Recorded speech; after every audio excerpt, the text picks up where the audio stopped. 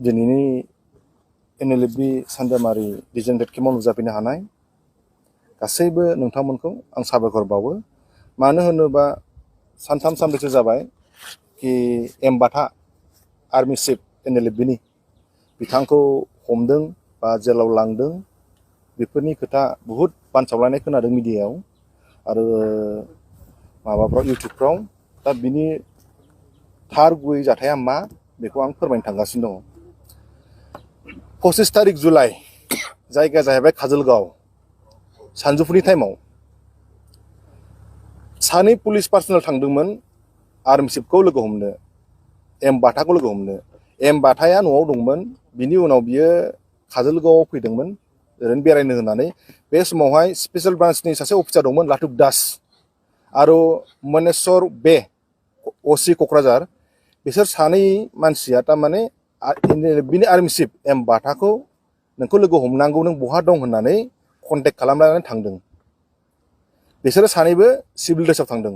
25 तारिख जुलाइ सानजौफुनि टाइम ज' लोगो हमलायनानै रायलायनानै साहा लोंलायनानै चावमिन जालायनानै, ओमफ्राय बिसोर 9:30 10:30 गेजेराव फैनानै जिखिजाया बुंफैदों नोंखौ उदालगुरियाव आरो सावरायनो लांनो नागिरदों होननानै बिसोर गारि गंनै फैदों, बलेर'।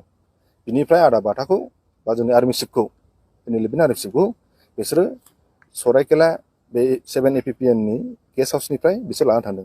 मोनबा बिसोरो उदालगुरिनि पुलिसफ्रा फैदों काराइगावजों, बिसोर थांदों 7 APPN आव।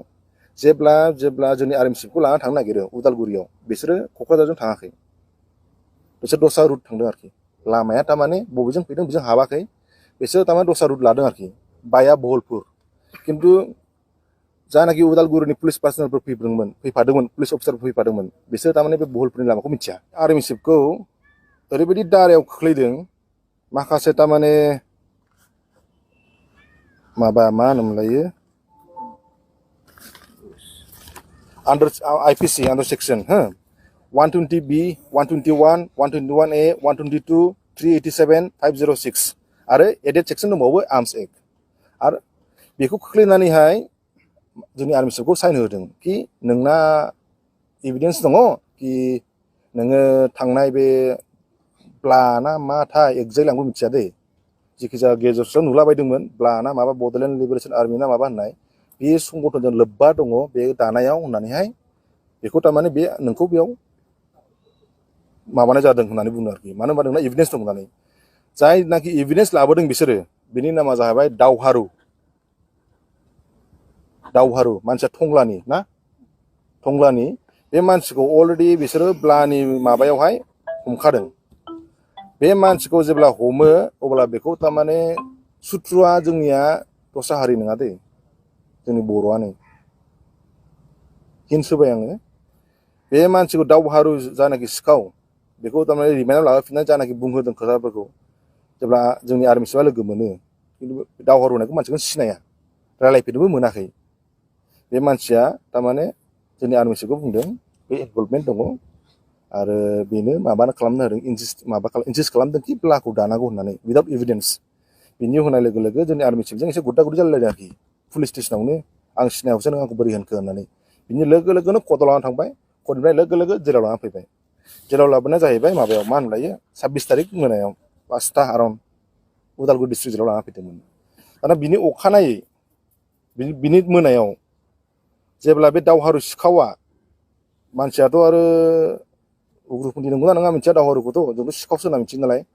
ओमफ्राय बियो जेब्ला जोंनि आर्मि चिफ उन्दुनाय खाथियाव फैनानै बे निमाहा बिफिदों आरोखि कि देख सार, आं बुंनांगौ नङामोन, नाथाय उफाय गैयियाव आं नोंनि नामखौ लानांदों, दस्रानि थिननायाव, नङाबा आंनि लाइफआनो माबा खालामनो नागिरो होननानै।